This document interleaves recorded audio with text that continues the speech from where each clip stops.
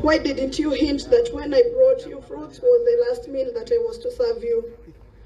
I have so many questions, but no answers to any of them. I'm still in denial.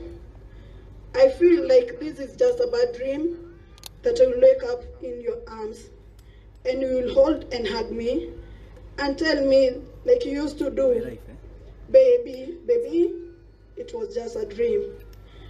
It might take weeks, months, or even years to accept that you have taken on a journey of no return. I'll never say goodbye, because I love you even in death. Go well, my love. Sleep well, my love. I'll never say goodbye. Rest in peace, Njuguna.